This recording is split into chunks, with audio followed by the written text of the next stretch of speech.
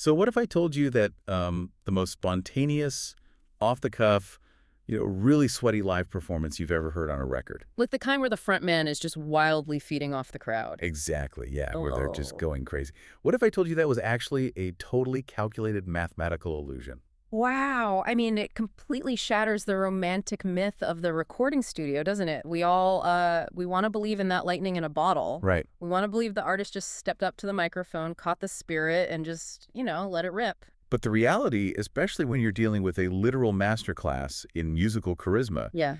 is that you are listening to something intensely engineered. Highly engineered, yeah. So today, we are dissecting what is probably the absolute hardest instrument to play in the studio, which is the human personality. So welcome to the deep dive. Glad to be here for this one. Our mission today is to really uncover the hidden architecture of musical performance. We've got this fascinating set of notes we recently got our hands on. Yeah, the document titled Personality Meets Performance. All right, exactly. And specifically, we are unpacking the Wednesday entry of a broader analytical series called the Rotation Report. Which I love, by the way. The premise of this report is just brilliant because it treats artistic development as a chronological timeline. Yeah, and that timeline is exactly where I want you, the listener, to situate yourself right now. Yeah. I want you to imagine we've been on a sonic journey this week. All right, start from the beginning. Let's pretend you've already spent the early part of your week just, sitting with the raw foundational elements of an artist. You've isolated the style, mapped out the sound. Exactly. The thick analog synths, the sharp snare programming, the wardrobe choices, the visual aesthetic, all those tangible, measurable elements are locked in. They're set in stone. Yeah. But now, as we hit the middle of the week, it is time to chronologically step into the next phase of this artistic growth. We're looking at the personality. Which is really where most traditional musical analysis completely falls apart, frankly. Oh, totally. Why do you think that is? Well, I mean, you can chart a waveform, right? You can measure frequencies and decibels. Sure. You can analyze a chord progression and mathematically explain exactly why it builds tension. But personality is, it's like musical dark matter. Dark matter. I like that. Yeah, you can't chart it on an oscilloscope, but its gravitational pull holds the entire universe of the song together. That is a great way to put it. And the core thesis of the notes we're examining today is that personality in music isn't just some byproduct of fame. No, not at all. It's not the result of an artist having a massive ego or doing eccentric press interviews or, wearing outrageous clothes. Right, it's not PR. What this report argues is that personality is a deliberate, meticulously constructed layer of the audio itself. Yes. It is working just as hard behind the scenes as the bass line. So let's anchor this in the central case study the notes provide, Hmm. because moving from the raw elements of style and sound into this abstract realm of personality. It requires a focal point. Exactly. It can get too conceptual otherwise. The notes point us directly to the evolution of Morris Day. Oh man, the ultimate frontman. Right. Now, when most people think of Morris Day, they immediately think of the mirror, the suits, the comb, the swagger. They think of a highly recognizable character. But the analysis here makes a really crucial distinction. It argues that Morris Day isn't just recognizable.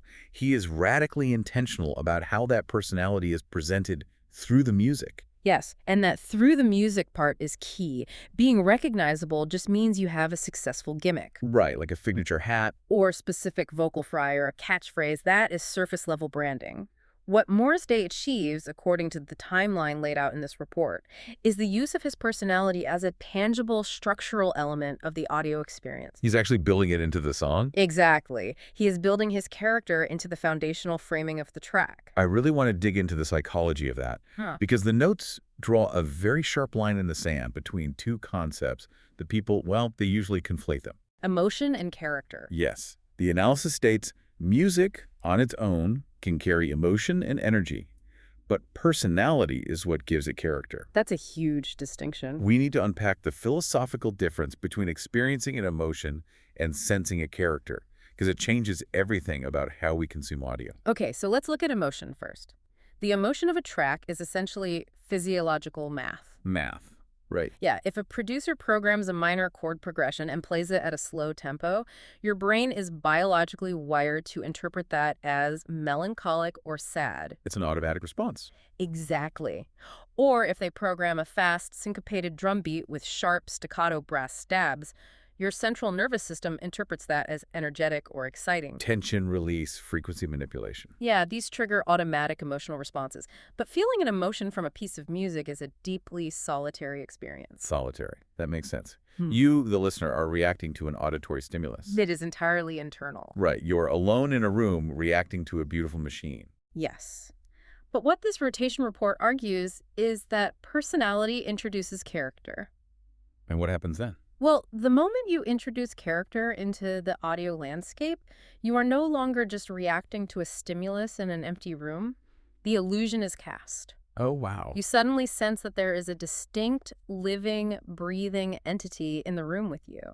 The psychological weight of that shift is just massive. I was trying to conceptualize this earlier, and I kept coming back to the difference between a house and a home. Oh, that's a good analogy. Think about a track that has flawless emotion and energy, but completely lacks personality. It's like a high-end architectural model home. Like a showroom. A showroom, exactly. Ah. You walk in, and you can appreciate the objective craftsmanship. The clean lines. Yeah, you can look at the vaulted ceilings, the emotional resonance of the oak flooring, the perfectly placed recessed lighting. Right, you are experiencing the sound and the style. And it might even make you feel a sense of awe or calm, but it feels completely sterile. Because nobody actually lives there. Exactly. It's an empty vessel. Now, when an artist injects personality, true structural character, they are transforming that space. They're moving in. Yes. Personality is the scuff mark on the floorboard. Personality is the messy, dog-eared book left on the coffee table. The faint, lingering smell of cologne or brewing coffee. Exactly. It is the undeniable proof of life. Those tiny, seemingly imperfect details are what transform it from a house that you are merely observing into a home that you are actively experiencing. That is a phenomenal conceptual framework, because that proof of life is exactly the psychological trigger the author of these notes is highlighting. Yeah. The analysis explicitly states that personality is what makes a listener feel like they're experiencing something rather than just hearing it. Hearing versus experiencing. Yeah. Hearing is walking through the model home, admiring the architecture. Experiencing is stepping into someone's actual living room and realizing they are sitting right there on the couch, staring back at you. Waiting for you to say something. Exactly. And with Morris Day, he's not just sitting on the couch. He's sitting on the couch in a flawless suit, checking his reflection, and playfully demanding to know why you didn't wipe your feet. Oh, completely. The environment isn't just occupied, it's commanded. Which brings a completely different level of stakes to the listening experience. It really does. When music merely has emotion, it's like a beautiful landscape painting. You observe it, it moves you, but it is static. It demands nothing of you. It's safe. Right. But when music has character, it becomes theater. It has motives. It has a point of view. It has an agenda. The listener suddenly has to figure out their relationship to the entity coming through the speakers. Yes, you have to engage. But, if personality is this incredibly powerful tool, if it's the magical element that turns passive hearing into active experiencing, it forces a pretty uncomfortable question. Which is? Why doesn't every artist do it? Or, well, I guess more accurately, why do so many artists try to build a persona and end up failing spectacularly and alienating their audience in the process? Because introducing a character into your music is a terrifying tightrope walk. You could tightrope walk. Yeah. The moment you step away from just playing the notes and start projecting a persona, you risk eclipsing the music entirely. Ah, I see. The notes spend a significant amount of time on this concept of balance. Once we understand what personality does, providing that living character, we have to confront how it is actually maintained without completely capsizing the underlying musicality. That makes a lot of sense. And the report gives us a very specific formula for how Morris Day survives that tightrope walk. It points out two incredibly difficult variables he has to manage simultaneously. Right. The text observes, there's confidence in the delivery, but it never feels heavy. There's humor, but it never turns into parody. That is a microscopic middle space to try and live in. Microscopic. It requires an unbelievable level of restraint. To really understand the genius of that middle space, we kind of have to examine the alternative. What happens when they fall off the tightrope? Exactly. The analysis points out the extremes that swallow most performers.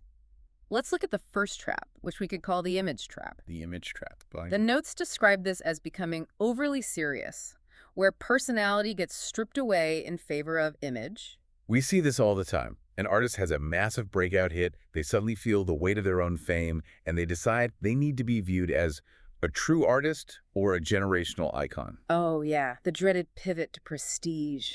Right, and in the process of trying to protect that new status, every ounce of genuine, relatable humanity just vanishes from their performance. They trade their personality for armor. That's a great way to put it, armor. When an artist falls into the image trap, their confidence becomes rigid and brittle. It's no longer an invitation, it's a barricade. Right, because they can't let you in. No, they become so terrified of looking foolish or breaking character or seeming uncool that their musical delivery becomes incredibly dense. As the notes suggest, it becomes heavy. There is no breathing room in the track. None. The listener feels entirely shut out. The artist is essentially broadcasting from a fortress saying, "Look at how important I am," rather than inviting the listener into a shared space. They built a beautiful home, and then they put velvet ropes across all the doorways. Exactly. You can look at the perfection, but you aren't allowed to touch anything. The personality is replaced by a monument to their own ego. So that's the first extreme. Now, contrast that with the second extreme the notes identify, which we can call the joke trap. The joke trap, yes. Right. This is the artist who is so afraid of appearing arrogant or overly serious that they lean entirely into self-deprecation. Right. The report warns about going too far the other way, where the music starts to feel like a joke instead of an experience. This is the artist who is winking at the audience so hard and so frequently that their eye just gets stuck. That's hilarious, but it's true. And the casualty there is the musical integrity. Because they don't take it seriously. Right. If the artist doesn't respect the gravitational pull of their own groove, why on earth should the listener? That makes total sense. In this scenario, the track stops being a sonic experience and basically devolves into a sketch comedy routine. The humor acts as an acid that dissolves the authority of the musician. I actually want to play devil's advocate here for a second, Like because this brings up a massive contradiction in the theory. Go ahead. If we're talking about maintaining a confident, commanding presence over a heavy funk groove, doesn't humor inherently subvert that authority? How do you mean? Well, by its very definition, humor is destabilizing. A joke relies on puncturing tension, on subverting expectations. Right. If you are trying to establish yourself as the absolute master of a sonic landscape, giving the audience a reason to laugh seems like a massive tactical error. Like you're showing a weak spot. Yeah. It seems like you are voluntarily introducing a vulnerability. How does he survive that? How does he balance it? That is the multi-million-dollar question. How do you inject something inherently destabilizing humor without destabilizing the foundation? Exactly. The answer lies in what the report calls the illusion of naturalness. Okay, tell me more about that. The notes claim that Day's performance sits right in that middle space where everything feels controlled but still natural. Controlled but natural. Yeah. To address your pushback, yes, humor usually undermines authority when the humor happens to the artist. Always. When they stumble or when they try to be funny and it disrupts the flow of the music, the balloon pops. So how does he puncture the balloon without it popping? Because he never actually relinquishes control of the mechanism. He stays in charge. Always. The notes state emphatically here, it never loses that sense of control. He wields the humor as a weapon of dominance, not a shield of insecurity. And this requires a level of discipline that is almost frightening. Because it has to look effortless. Exactly. We are talking about a performer who has mapped out his stage persona and his sonic evolution so flawlessly that an iron-fisted, rigid control masquerades as effortless, breezy swagger. Man. Instead of the old cliche about the duck looking calm on the surface while paddling furiously underwater, this makes me think of stage magic. Oh, stage magic. I like that. Yeah, when a master illusionist asks you to pick a card, any card, they are radiating this relaxed, humorous, totally open energy. They're making jokes. Right. They seem completely spontaneous. But the reality is completely different. Totally. The reality is that they have mapped out every micro movement of their hand, every shift of their eye contact, and every shift in their body weight to mathematically force you to pick the exact card they want you to pick. The spontaneity is a total fabrication. Total fabrication. Right. You feel like you made a free choice in a relaxed environment, but you were actually operating inside a highly engineered psychological trap. That is the perfect analogy. Well, yeah. Absolutely. Because the listener, hears Morris Day laugh on a track or throw out a boastful remark or poke fun at his bandmates, and they think, wow, this guy is just naturally hilarious. Right, he's just effortlessly cool riding this beat. But the hidden architecture we are exposing today is that every chuckle, every breath, every swaggering aside is mapped out with the precision of a master watchmaker. It's all calculated. Yes. He doesn't use humor to undermine his authority. He uses humor to demonstrate that his authority is so absolute, his mastery of the groove so complete, that he can afford to be playful with it. Oh, I love that. It's the ultimate flex. It really is. He is essentially saying, I have this beat so thoroughly under my command, I can juggle chainsaws while I'm walking the tightrope. The humor isn't a vulnerability. It's a display of terrifying competence. And that is exactly why it feels natural to the listener. Because there's no real panic behind it. Right. True confidence doesn't need to be heavy or armored. True confidence can afford to be light, agile, and funny. But achieving that lightness requires a foundation of absolute, unrelenting control over the underlying musical mechanics. It is an intentional, constructed balance. Okay, this theoretical framework is absolutely fascinating, but I don't want to just stay in the clouds of behavioral psychology. Right, we need to bring it back to the audio. Yeah, the promise of this deep dive is to uncover the hidden architecture. If this is a constructed illusion, if this effortless swagger is actually stage magic, we should be able to find the fingerprints of the magician on the audio tracks. We absolutely can. Do it. And the beauty of the Rotation Report's Wednesday entry is that it doesn't just theorize. It transitions directly from the macro philosophy of balance to the micro details of the execution. It points us to the exact mechanics of the magic trick. Yeah. The notes explicitly state you can hear it in the smaller details. Yeah. And they isolate 3 concrete examples of how this control manifests in the recording studio. Let's put those under a microscope. I want to look at them one by one because this is where the theory becomes practice. Let's start with the first micro detail the analysis highlights, which is placed ad-libs. Place ad-libs. Right. The report notes the ad-libs don't feel random. They feel placed. Which completely redefines the concept of an ad-lib. How so? Well, in traditional vocal production, an ad-lib, which comes from the Latin ad libitum, meaning at one's pleasure, is supposed to be the untethered, improvised element of a song. The spontaneous part. Exactly. The producer lets the beat ride out, the singer stays in the vocal booth, and they just vibe. Just feeling the music. Right. They throw out shouts, vocal runs, or spoken phrases based purely on what they are feeling in that exact moment.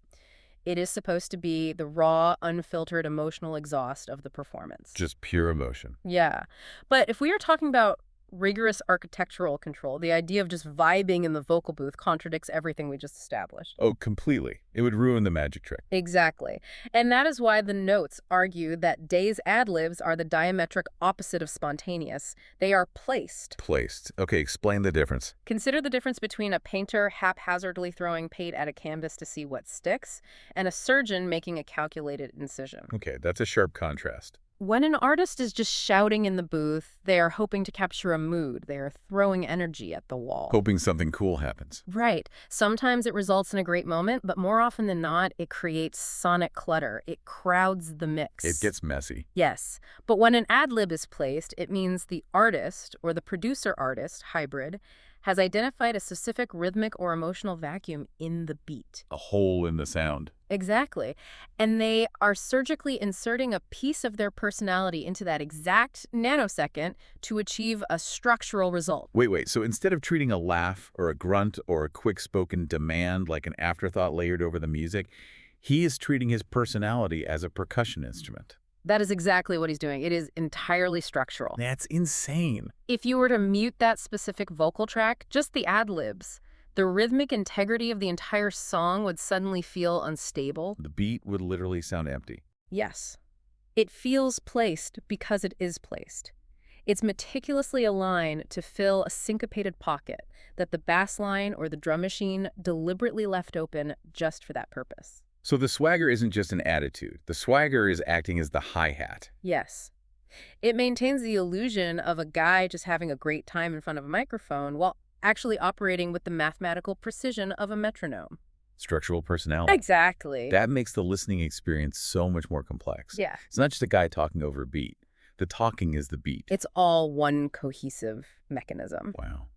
Okay, let's move to the second micro detail the notes uncover, because this one taps directly into what you were saying earlier about the music demanding a relationship with the listener. Right, the call and response. Yes, the report highlights call and response. It says, the call and response moments feel intentional, almost like cues in a live performance. We really need to look at the evolutionary biology and sociology of call and response to understand why this is such a devastatingly effective technique in a studio recording. Evolutionary biology. Oh, absolutely. Call and response is arguably the oldest musical tradition in human history. It is rooted in tribal, communal participation. The leader calls out, the tribe answers. Exactly. It is how human beings synchronize their energy and affirm their group identity. It's deep in our DNA. But the recording studio severed that tribal connection. It did. When you listen to a digital file or a record, there is no community around you. You are frequently entirely alone. You're in your car on a Tuesday morning commute. Right, or you have your headphones on at a desk. Which makes the inclusion of call and response in a studio track a fascinating psychological manipulation. It's a complete hack. When Morris Day builds a call and response structure into a recorded song, he is effectively hacking the listener's evolutionary biology. Hacking it. Yeah. As the notes mention, he is giving the listener a cue. And a cue is not a suggestion. A cue demands active participation. It's mandatory. When the music asks a direct question, or when the arrangement suddenly drops out to leave a massive designated space for an answer, the human brain automatically rushes to fill that vacuum. It's the audio equivalent of someone extending their hand for a handshake. Oh, that's perfect. Yes. Even if you don't really want to shake their hand, your muscle memory forces your arm to start moving. You can't help it.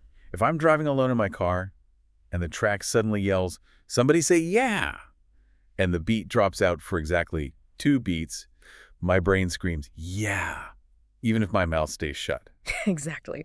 You have participated in the song against your own will. I've been drafted. You've been drafted into the performance. You are no longer a passive recipient, allowing sound waves to wash over you. The track has reached out of the speakers, grabbed you by the collar, and handed you a script. That is wild. And the notes emphasize that these moments feel intentional. He's not doing it lazily just because it's a common trope in funk or R&B. Right, it's not just a cliche to him. No, he is doing it as a calculated mechanism to force your engagement.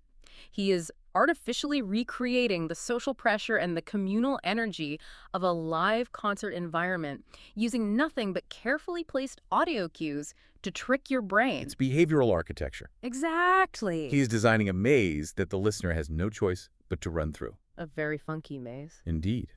Which leads us seamlessly into the third mechanical detail, the notes isolate, which might be the most subtle, but most powerful tool of all. Vocal pacing. Yes, vocal pacing. The analysis states, even the pacing of the vocals feels like it's designed to guide the listener through the track. The phrasing there, designed to guide, is vital. Why is that so important? Think about how a typical, even highly talented vocalist interacts with a beat. They ride the rhythm, they let the tempo dictate their flow. They lock in? Right. The beat is the engine, and the vocalist is a passenger in the car, hanging their head out the window, looking incredibly cool, but they are still a passenger. They are subservient to the grid of the track. Exactly. What the notes are suggesting about Morris Day is that he is not the passenger, he is driving the car. He's the one with his hands on the wheel. The vocal pacing isn't reacting to the beat. The vocal pacing is actively managing the listener's neurological experience of the beat. Let me try out another analogy to visualize this because it's pretty abstract. Go for it. Imagine going to a world-class art museum. You can walk through the exhibits and read the little informational plaques next to the paintings all by yourself. A standard museum trip. Right. That is a perfectly fine, informative experience. That is like listening to a standard vocal track. The information is delivered. You get the content. But imagine going through that same museum with a master tour guide. A completely different psychological experience. Night and day. Because a master tour guide doesn't just recite the plaques. They understand the spatial geography of the room. They know the layout. Yeah, they know exactly when to speed up their walking pace to build your adrenaline as you approach a highly anticipated masterpiece. Oh, I see where you're going with this. They know when to stop dead in their tracks, turning their back to the painting, letting a heavy, dramatic silence hang in the air to build unbearable anticipation before they finally reveal a crucial historical detail. Building tension. And perhaps most importantly, they know exactly when to break the fourth wall, look you directly in the eye, and raise an eyebrow to make sure you fully grasp the irony of what they just said. That is a stunning comparison, because what is the tour guide actually doing? They're controlling the vibe. Right, they aren't just presenting art, they are managing your attention, your physical energy, and your emotional trajectory. Exactly. That is precisely what advanced vocal pacing does. When an artist like Day intentionally rushes a vocal phrase, crowding syllables together just slightly ahead of the beat, he is artificially spiking your adrenaline. He's making you walk faster through the museum. Yes, he is making the track feel urgent and chaotic. And conversely, when he purposely drags slightly behind the beat, he creates a sense of relaxed, heavy swagger. He's slowing you down. And when he utilizes dead air, The dramatic pause. the dead air is the most powerful tool of all. Leaving a massive pocket of silence before dropping a punchline or a defining lyric forces the listener to lean in. Because nature abhors a vacuum. Exactly. Their brain is desperately trying to resolve the musical sentence. He is literally guiding your neurological response second by second. Wow. He is managing the emotional journey of the track, not just with what he is singing, but with the specific microscopic temporal spaces between what he is singing. It's not just the notes you play, it's the notes you don't play. Yeah. But applied to personality. Exactly. And when you look at the totality of these micro details. Let's stack them up just so we have a clear picture. We have post ad-libs acting as surgical, structural percussion. Right? We have call and response cues acting as psychological traps to force active participation. The behavioral hack. And we have master-level vocal pacing acting as a neurological tour guide, managing our attention span. When you combine those three distinct architectural elements, you fundamentally alter the listener's relationship to the medium of recorded music. And that brings us to what I think is really the most profound revelation in this entire Wednesday entry of the rotation report. The end result of all this engineering. Yes. Because Morris Day is utilizing these highly evolved, deeply psychological live performance mechanics inside the sterile environment of recorded studio tracks. He achieves a very specific, almost paradoxical end result. And the notes give this phenomenon a name. They do. They call it that live without being live feeling. This is the ultimate destination of the chronological artistic growth we've been tracking today. It all builds to this. We started at the beginning of the week with the raw materials of style and sound. We moved into the intentional structural integration of personality. Right. We watched him navigate the treacherous tightrope of balancing humor without becoming a joke and confidence without becoming an armored ego. The tightrope walk. And we found the fingerprints of that balance in the micromechanics of ad-libs, cues, and pacing. Right. And the culmination of all that unseen labor is an auditory atmosphere that completely defies its own medium. Live without being live. It is an absolute oxymoron. But anyone who is truly passionate about music knows exactly what that phrase means the moment they hear it. You feel it in your bones. You can put on a pair of noise-canceling headphones, press play on a heavily impressed digital audio file while sitting alone in a fluorescent-lit office cubicle. The least live environment possible. Right. And within 30 seconds, the architecture of the track makes you feel like you are standing shoulder to shoulder in a sweaty, packed club, and the frontman is making direct, unbroken eye contact with you. The report expands on this illusion, noting it feels interactive even when you're just listening. Interactive listening. And we need to deeply analyze why this specific interactive style creates such a massive gravitational pull, especially for a new listener. Okay, let's think about a new listener. Imagine a listener who has absolutely no cultural context for Morris Day. They've never seen Purple Rain. They don't know the aesthetic, they don't know the mirror, none of it. They just hit play on a streaming service. If the track was nothing more than technically proficient funk, a great bass line, tight drums, a good melody, they might appreciate it objectively. Sure, they'd respect it. They might tap their foot, acknowledge the musicianship, and then just skip to the next song when it ends. Because they remain an observer. They're just looking at the house. Exactly. But because of this interactive architectural personality, the new listener is immediately put on their heels. The track is demanding a relationship. It's forcing a connection. And the notes use an incredibly powerful contrast to explain how this relationship is forged. I want to look very closely at the closing lines of the analysis. What does it say? It says, they don't just play, they engage. They pull you in, not by force, but by presence. Not by force, but by presence. Let's just pause on that. It's brilliant. That is an incredibly poetic way to describe what is essentially audio engineering and behavioral psychology. It is the defining difference between artists who demand your attention and artists who effortlessly command it. Let's really dissect that contrast. What does force look like in musical production and performance? Force is sheer volume. Force is a wall of distorted, overdubbed guitars. Force is a kick drum that is mixed so aggressively loud it literally rattles the sternum in your chest. Exactly.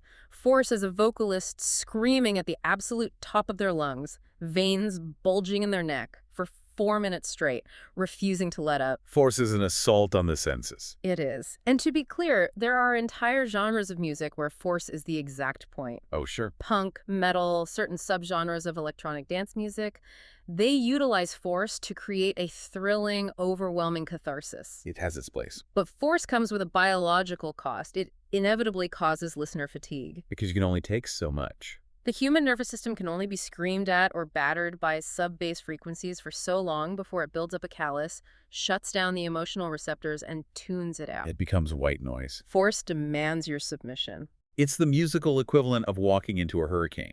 You don't interact with a hurricane. You just cross your arms, lower your head, and brace yourself against the wind until it stops. That's exactly it. You brace yourself. But presence. Presence is different. Presence is an entirely different physical property. Presence isn't a gale force wind trying to blow you over. Presence is gravity. Gravity. It doesn't push you backward, it pulls you forward. It has a magnetic pull. Exactly. When an artist has mastered presence, when they have built their character so structurally into the track through pacing, ad-libs, and cues, they don't need to be the loudest element in the mix to dominate it. They don't have to shout. No, they create a sonic space that is so compelling, so layered with that proof of life we discussed earlier, that you naturally and voluntarily lean in. You want to cross the threshold. You want to enter their orbit. You are not submitting to a wall of sound out of sheer exhaustion. You are accepting an irresistible invitation to an exclusive party. That distinction is just brilliant. Force pushes you back in your chair. Presence makes you lean forward over the steering wheel to hear what he's going to say next. Yes, exactly. And that explains exactly why it is so instantly engaging for a new listener. A new listener might biologically resist being forced into liking a song. We all have that instinct to push back when something is too loud or too aggressive. Right. But it is nearly impossible to resist a charismatic, living presence that is actively inviting you to participate in an inside joke. You want to be part of the in-crowd. It's human nature. And this realization brings us full circle to the overarching warning embedded in the rotation report's analysis. What's the warning? The author reminds us, so as this rotation continues, it's worth paying attention to those elements, not just as background details, but as part of the overall structure of the music. Stop treating it like decoration. Exactly. The analysis is demanding that we stop dismissing the laughter, the swagger, the pauses, and the ad-libs as mere window dressing. They aren't the icing on the cake. They are the flour in the batter. If you remove them, the cake collapses. The notes state it as plainly as possible. Because personality, in this case, isn't separate from the sound. It's built into it. That is a massive shift. It requires a profound paradigm shift in how we listen to and critique music.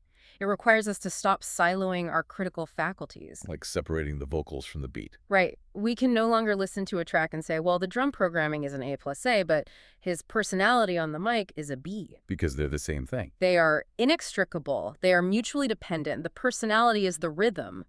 The character is the melody. Wow. So if we synthesize this massive chronological arc we've traced today, we see the complete blueprint of a musical architect. From the ground up. We start with a listener who style the model home. Right. Then the artist consciously integrates a deliberate character, turning that sterile house into a lived-in space with sensory proof of life. They move in. Then the artist masters the near-impossible tightrope walk of balancing destabilizing humor with unyielding confidence. Avoiding the image trap and the joke trap. Exactly. And they map that incredible balance onto granular micromechanics, surgical ad-libs, psychological call and response cues, and expert vocal pacing. All those tiny details. And finally, through all of that unseen, rigorous labor, they arrive at this fully interactive, live without being live auditory illusion. And as the final tie-in to our source material notes today, this entire evolutionary process, this massive gravitational pull that holds our attention far beyond just rhythm or melody, What does it say? that's something that doesn't happen by accident. It's totally by design. It is the ultimate culmination of an artist operating at the absolute peak of behavioral architecture. That is just incredible. So what does this all mean for you, the listener? How do you take this deep dive into a Wednesday set of analytical notes and actually apply it to your daily life? It changes how you listen. I want to issue you a challenge based directly on the framework we just unpacked. Oh, I like this. The next time you put your headphones on, and it genuinely does not matter if you are listening to Morris Day, a modern pop star, a drill rapper, or a classic country singer, I want you to actively listen past the melody. Listen to the structure. I want you to listen for the unseen architecture of their personality. See if you can spot the magic tricks. Exactly. Ask yourself, are those background shouts just random noise captured in the booth, or are they surgically placed percussion? Are they forcing you to engage? Right. Is this artist trying to win me over by battering me with sheer sonic force, or are they pulling me in with an undeniable magnetic presence? Hurricane or gravity? Are they just reading the plaques in the museum, or are they giving me a masterfully guided psychological tour of the track? I guarantee it will completely change how you consume audio. You really think so? Oh, absolutely. Once you see the strings controlling the illusion, you can never unsee them. That's so true. But paradoxically, appreciating the grueling mechanics behind the magic trick often makes the final illusion even more satisfying. It really does. It Mhm. elevates your appreciation for the sheer discipline of the craft. And this feels like the perfect place to wrap up our Wednesday exploration. We covered a lot of ground today. The notes actually leave us with a brilliant, tantalizing little cliffhanger. It says, that's Wednesday. Personality locked in. Tomorrow, we talk legacy. Tomorrow, we talk legacy. I love that. So you can bet we will be keeping a very close eye on where this rotation report goes next. Because if personality is the architecture, legacy is the monument they leave behind when the building is finished. A monument that lasts forever. Exactly. And before we go, I want to leave you with one final lingering thought that builds entirely on the premise we've wrestled with today. Lay it on us. We've established that an artist successfully builds their living, breathing personality into the very mathematical structure of their sound. Right. They create a track that feels like a live, interactive presence in the room with you. But this raises an almost haunting question. Which is? What happens to that music when the artist is no longer around? Decades from now, when the cultural context of their fame has entirely faded, does that recorded track retain its inherent presence? That's a deep question. Does it act as an eternal ghost in the machine, still pulling unborn generations of new listeners into its gravity? Or does it fade? Right. Or without the living artist out in the physical world constantly reinforcing that persona through media and live performance, does the listener have to work harder to conjure the character on the other side of the audio? That's fascinating. When the architect is finally gone, does the house still feel like a home? Man, that is a heavy concept to sit with. Think about the ghosts in your own playlists. We're all listening to ghosts. Until next time, keep listening deeply.